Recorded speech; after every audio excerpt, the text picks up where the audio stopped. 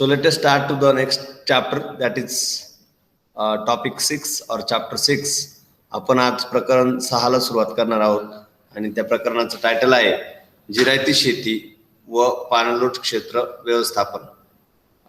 अगोदरच्या म्हणजे 6व्या प्रकरणामध्ये आपण जलसिंचन म्हणजे काय, जलसिंचनाचे प्रकार कोणकोणते आणि जलसिंचनाच्या पद्धती कोणकोणत्या याचा सविस्तर विचार केलेला आहे. आज आपण जिरायती शेती म्हणजे काय आणि त्यानंतर पाणलोट क्षेत्र व्यवस्थापन म्हणजे काय याचा विचार करणार आहोत. आता आपल्याला माहिती आहे की मानव हजारो वर्षांपासून शेती हा प्राथमिक व्यवसाय करत आलेला आहे आणि त्याची जी गरज आहे अन्नधान्याची असेल, फळांची असेल, भाजीपाल्याची असेल किंवा कपड्यांची असेल, ज्या ज्या काही मूलभूत गरजा आहेत जीवन जगण्यासाठीच्या, त्या संपूर्ण गरजा त्याने शेतीतून भागवण्याचा प्रयत्न केला आहे. परंतु जसजसा विकास होत गेला किंवा जसजशी लोकसंख्या वाढत गेली तसतशा गरजाही वाढत गेल्या आणि त्यामुळे जरी कालांतराने बागायती शेती आली आणि बागायती शेती उत्पादन वाढलं तरी देखील गरजा ज्या होत्या त्या गरजा वाढत गेल्यामुळं बागायती शेतीतूनही ती गरज भागवू शकलेला नाही आणि मानव दिवसेंदिवस त्याच्या वाढत्या गरजांमुळे कुठेतरी त्याला मर्यादा आल्या की आपल्याला पुन्हा जिरायती शेती म्हणजे जी कोरडवाहू शेती आहे ती कोरडवाहू शेती केल्याशिवाय पर्याय नाही. आणि म्हणून जिरायत शेती म्हणजे काय, जिरायत शेतीचे वैशिष्ट्य कोणकोणते आहेत आणि जिरायती शेती कोठे कोठे केली जाते याचा सविस्तर विचार आपल्याला या चॅप्टर मध्ये करायचा आहे. संपूर्ण आपण सविस्तर जगाचा जर अभ्यास केला तर आपल्याला लक्षात येईल की जगभरात संपूर्ण जगात 41.3% एवढी शेती ही जिरायती शेती म्हणून ओळखली जाते की जिरायती शेती केली जाते. म्हणजे एकूण शेती जगाची जर 100% मानली तर जिरायती शेती ही 41% आहे. म्हणजे त्याचं प्रमाण तसं खूप जास्त आहे. आणि आपण जरी म्हणत असलो की जलसिंचनाच्या खूप सोयी झाल्या, धरणं झाली, कालवे झाले, विहिरी, बोरवेल झाले, तरी सुद्धा जिरायत शेतीचं प्रमाण हे मोठं आहे. त्यानंतर काही असे खंड आहेत की ज्या खंडांमध्ये मोठ्या प्रमाणात जिरायती शेती केली जाते. याच्यामध्ये प्रामुख्याने जर आपल्याला विचार करायचा ठरला तर पहिला खंड आहे आफ्रिका खंड, की आफ्रिका खंडामध्ये 40% एवढं क्षेत्र 66% एवढं क्षेत्र आफ्रिका खंडामध्ये आहे. आपल्याला माहिती आहे आफ्रिका खंडामध्ये मोठं वाळवंट आहे, सहारा सारखं वाळवंट, आणि त्यामुळे काही देश, बहुतांश असे देश आहेत की ते पूर्णपणे वाळवंटी आहेत आणि या वाळवंटी भागामुळे तेथे जिरायत शेती केल्याशिवाय पर्याय नाही. त्या खालोखालचं जे क्षेत्र आहे तर ते आहे आशिया खंडाचं, ते जवळजवळ 40% इतकं आहे. त्या खंडातही मोठ्या प्रमाणात जिरायती शेती केली जाते. युरोपमध्ये 24% आहे आणि लॅटिन अमेरिका म्हणजे दक्षिण अमेरिकेमध्ये 15% इतकं क्षेत्र हे जिरायत शेतीचं आहे. आणि संपूर्ण जगाचा जर आपण विचार केला तर जेथे जेथे वाळवंट आहेत तेथे संपूर्णपणे त्या ठिकाणी जिरायती शेती केली जाते. आपल्याला माहिती आहे की वाळवंटी प्रदेशामध्ये पावसाचं किंवा पर्जन्याचं दुर्भिक्ष असतं आणि जरी पाऊस पडला तरी तो अतिशय कमी असतो, अत्यल्प असतो. आणि हा अत्यल्प पाऊस असल्या कारणाने त्या ठिकाणी शेती जिरायती शेती केल्याशिवाय पर्याय नाही. संपूर्ण जगाचा जर विचार केला तर सहारा असेल, कोलोराडो असेल, अटाकामा असेल, कलहारी असेल, थर असेल, गोबीचं वाळवंट असेल, ऑस्ट्रेलियाचे ग्रेट डेझर्ट असेल, अशा प्रकारचे जे वाळवंटी प्रदेश आहेत त्या वाळवंटी प्रदेशामध्ये आणि त्याच्या आजूबाजूच्या प्रदेशामध्ये जिरायत शेती केली जाते. आता जिरायत शेतीच्या संपूर्ण प्रदेशांचा जर आपण विचार केला तर याच्यामध्ये भारत आहे, चीन आहे, पाकिस्तान आहे, ऑस्ट्रेलिया आहे, आफ्रिका खंडातले बहुतांश आणि इथिओपिया, प्रामुख्याने इथिओपिया आहे. अटाकामा आणि कलहारी जे वाळवंट आहे त्याच्या आजूबाजूचे जे प्रदेश आहेत तेथे ही शेती बऱ्याच अंशी केली जाते. आणि युरोप खंडामध्ये देखील काही प्रमाणात ही शेती जिरायती शेती म्हणून केली जाते. आता आपण जर भारताचा विचार केला तर भारतात आपल्याला माहिती आहे कुठे भारतामध्ये कोठे वाळवंट आहे. भारताचा जर विचार केला तर वाळवंटी प्रदेश कोठे आहे? हॅलो, राजस्थानमध्ये. राजस्थानच्या वाळवंटाला काय म्हणतात?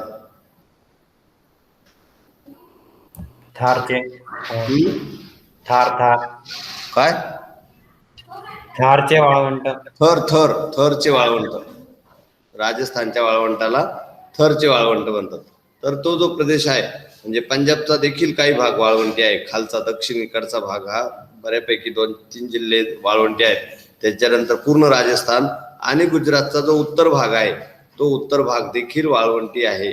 अशा प्रकारे ह्या 2-3 राज्यांमध्ये आपल्याला त्याची जिरायती शेती केली जाते. आणि आपले जे पठारी प्रदेश आहेत, भारताचे जे पठारी राज्य आहेत, त्याच्यामध्ये महाराष्ट्र असेल, गुजरात असेल, मध्य प्रदेश असेल, कर्नाटक असेल आणि काही भाग हा आंध्र प्रदेशचा आहे. अशा एकूण 5 राज्यांमध्ये जिरायत शेती पठारावर केली जाते. कारण पठारावर देखील बऱ्याच अंशी पाणी कमी किंवा पावसाचं प्रमाण हे कमी असतं आणि म्हणून त्याची जिरायती शेती केली जाते. अशा प्रकारे संपूर्ण जगाचा आणि भारताचा विचार केला किंवा महाराष्ट्राचा विचार केला तर आपल्याला लक्षात येतं की जिरायत शेती मोठ्या प्रमाणात केली जाते. आता जिरायत शेतीची काही वैशिष्ट्ये देखील आहेत काही जिरायत शेतीची संकल्पना किंवा व्याख्या समजून घेण्या अगोदर तिची काही वैशिष्ट्ये आहेत त्याचाही आपण विचार करणार आहोत. काय वैशिष्ट्य आहेत की जिरायत शेती एका विशिष्ट तंत्राने केली जाते. म्हणजे काय, जेव्हा पाऊस संपतो त्यावेळेस वेगळ्या पद्धतीने केली जाते आणि पाऊस असताना वेगळ्या पद्धतीने केली जाते. त्याच्यामध्ये काही परंपरागत तंत्र आहेत, काही आधुनिक तंत्र आहेत आणि आता नव्याने पुन्हा काही तंत्र विकसित केले जात आहेत. वेगवेगळ्या कृषी विद्यापीठांमध्ये जे शास्त्रज्ञ आहेत किंवा कृषी तज्ज्ञ आहेत त्यामध्ये ड्राय फार्मिंगवर विशेषत्वाने ते अभ्यास करत आहेत. त्याचं कारण असं की आपण एकूण जर क्षेत्र पाहिलं तर ते क्षेत्र मोठं आहे. 40% इतकं क्षेत्र जगामध्ये जिरायती शेतीचं आहे आणि म्हणून आपल्याला जिरायती शेतीचा अभ्यास हा करावा लागतो आणि शास्त्रज्ञ त्या दृष्टीने अभ्यास करत आहेत. आता आपण व्याख्यांचा विचार करणार आहोत. पहिली व्याख्या आहे, जिरायत शेती हा एक असा शेती प्रकार आहे की जो पूर्णपणे पर्जन्याधारित आहे. Dry farming is one type of agriculture which is completely depend on the rainfall. जी शेती पूर्णपणे पावसावर अवलंबून आहे अशा शेतीला जिरायती शेती असे म्हणतात. म्हणजे तिथे कोणत्याही प्रकारची जलसिंचनाची सुविधा नसते, पाईपलाईन नसते, कॅनॉल नसतं, विहीर नसते, बोर नसतं, ट्यूबवेल नसतं, इंधन विहीर नसते वगैरे वगैरे किंवा शेततळ नसतं.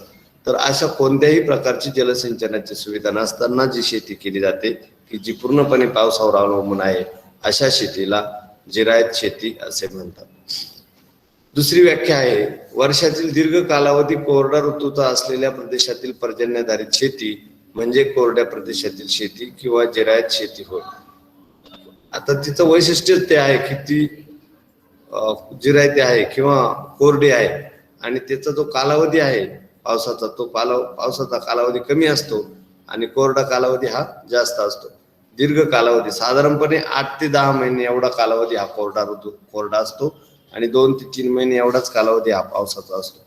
दीर्घ कालावधी हा कोरडा ऋतूचा असलेल्या प्रदेशातील पर्जन्यधारित शेती म्हणजे कोरड्या प्रदेशातील शेती होय. जसं की मी सांगितलं की बहुतांश वाळवंटी प्रदेशामध्ये ही शेती केली जाते किंवा पठारी प्रदेशामध्ये ही शेती केली जाते. आपल्याला माहिती आहे की सहारा वाळवंट असेल, गोबी असेल, थर असेल, ऑस्ट्रेलियाचे वाळवंट असेल, इथे 10 सेंटीमीटर पेक्षाही पाऊस कमी पडतो. इस्रायल सारखा देश असेल तिथे खूप कमी स्वरूपात पाऊस पडतो आणि म्हणून या शेतीला जिरायत शेती असे म्हणतात. तिसरी व्याख्या आहे, मृदेत जिरलेल्या पावसाच्या पाण्यावर जी शेती केली जाते त्या शेतीस कोरड्या प्रदेशातील शेती किंवा जिरायत शेती असे म्हणतात. मृदेत जिरलेल्या म्हणजे मातीमध्ये जिरलेल्या पावसाचं जे पाणी आहे त्यावर जी शेती केली जाते त्याला कोरड्या प्रदेशातील शेती असे म्हणतात. आपल्याला माहिती आहे की पाऊस वाळवंटी प्रदेशामध्ये आणि ज्या ठिकाणी अवर्षणग्रस्त प्रदेश आहे जिथे पूर्णपणे दुष्काळी परिस्थिती आहे अशा प्रदेशात पाऊस कमी पडतो आणि जो काय पाऊस पडेल, जे काय पाणी जमिनीमध्ये मुरेल त्या मुरलेल्या आणि जिरलेल्या पाण्यावर जी शेती केली जाते त्याला कोरडवाहू शेती किंवा जिरायती शेती असे म्हणतात. यानंतर आपण त्याच्या वैशिष्ट्यांचा विचार करणार आहोत. पहिलं वैशिष्ट्य असं आहे की ही शेती करत असताना जे अगोदरचं जे पीक घेतलं जातं म्हणजे पावसाळ्यातलं, त्या पावसाळ्यातल्या पिकाच्या अगोदर म्हणजे उन्हाळा ऋतूमध्ये जमिनीची नांगरट केली जाते. ती नांगरट करण्याचा उद्देश असा की जितकी जमिनीची खोल नांगरट होईल तितकं जमिनीमध्ये पाणी मुरण्याची शक्यता जास्त असते आणि म्हणून जमिनीची नांगरट केली जाते. हे पहिलं वैशिष्ट्य आहे. दुसऱ्या पिकाच्या वेळेस म्हणजे हे पहिलं पीक झालं. दुसऱ्या पिकाच्या वेळेस जेव्हा पाऊस पडून कोरडा ऋतू सुरू होतो, जे पुढचा हिवाळा ऋतू सुरू होतो किंवा उन्हाळा ऋतू सुरू होतो, त्या ऋतूमध्ये जमीन खोलवर नांगरली जात नाही. फक्त वरवरची म्हणजे त्याला कुळवणी म्हणतात किंवा आपल्या साध्या बोली भाषेमध्ये त्याला फन्नी असे म्हणतात.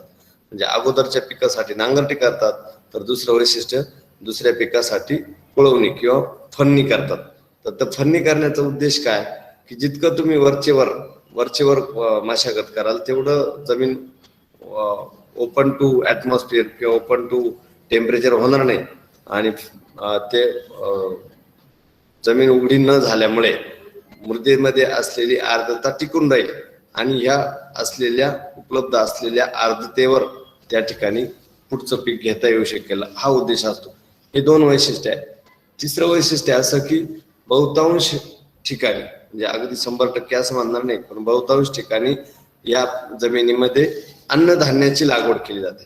त्याचं कारण असं की यामध्ये कोणत्याही प्रकारचं फायदा मिळवण्याचा उद्देश नसतो आणि मिळाला तरी तो फार अल्पसा असतो. खूप काही कॅश क्रॉप किंवा नगदी पिकं इथे घेता येत नाही किंवा भाजीपाला इथे घेता येऊ शकत नाही आणि घेतला तरी तो खूप अल्प स्वरूपात असतो. म्हणजे नफा मिळवणं हा उद्देश नाही, हा पुढचं वैशिष्ट्य आहे. आणि त्याला नफा मिळवणं हा उद्देश नाही म्हणजेच काय की ही शेती पूर्णपणे उदरनिर्वाहक शेती आहे. फक्त आपलं पोट भरू शकेल, आपल्या प्रपंचाची अन्नधान्याची गरज भागवू शकेल एवढ्याच स्वरूपात किंवा एवढ्या अत्यल्प स्वरूपात ही शेती केली जाते. हिचं विस्तृत स्वरूप नाही, कमी स्वरूपात ही शेती केली जाते. काही शेती काही वेळेस पडीतही ठेवली जाते. जिरायती शेतीचे पुढचं वैशिष्ट्य आहे की जर तुम्हाला ज्या एखाद्या क्षेत्रामध्ये खूप आर्द्रता कमी असेल किंवा मृदेमध्ये ओलावा नसेल तर ती शेती फक्त पावसाळ्यातच केली जाते. उन्हाळ्या किंवा रब्बी हंगामामध्ये ती शेती केली जात नाही, फक्त खरीप हंगामामध्येच ती शेती केली जाते. पुढचं वैशिष्ट्य असं आहे की आर्द्रता आणि मृदेची खोली यानुसार पीक ठरवलं जातं. आर्द्रता किती आहे म्हणजे जास्त ओलावा आहे का, कमी ओलावा आहे का, किंवा मृदेची खोली म्हणजे खूप खोल जमिनी आहेत का. जितक्या जमिनी खोल राहतील, खोल म्हणजे मृदेची थर, मृदेची जाडी जितकी जास्त असेल तितका ओलावा जास्त राहतो. मृदेचा थर जितका पातळ असेल तितका ओलावा कमी राहतो. आणि म्हणून माळरानावरच्या ज्या जमिनी आहेत त्या माळरानावरच्या जमिनी शक्यतो पडीक ठेवल्या जातात आणि ज्या खोलगट जमिनी आहेत किंवा मृदेचा थर जिथे जाड आहे तेथे मात्र रब्बी हंगामामध्ये देखील पिकं घेतली जातात. आता प्रामुख्याने अन्नधान्यांचा जर विचार केला तर अन्नधान्यामध्ये गहू आहे, ज्वारी आहे, बाजरी आहे, मका आहे यासारखी पिकं घेतली जातात. आणि जर खरीपाची पिकं असेल तर थोड्याफार प्रमाणात जे तेलबिया आहेत, सूर्यफूल असेल, सोयाबीन असेल यासारखी पिकं घेतली जातात. काही ठिकाणी वाटाण्यासारखी पिकं घेतली जातात. परंतु जे कमी पावसात येऊ शकतील अशाच पिकांची निवड त्या ठिकाणी केली जाते आणि त्यावरच त्यांचा उदरनिर्वाह हा भागवला जातो.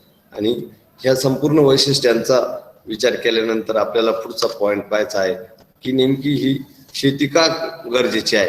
आता जर सगळीकडे जलसिंचनाची सोय झालेली आहे किंवा बऱ्याच ठिकाणी पाण्याची उपलब्धता झालेली आहे तर असे असताना देखील जिरायत शेतीची गरज का आहे याचाही आपल्याला विचार करायचा आहे.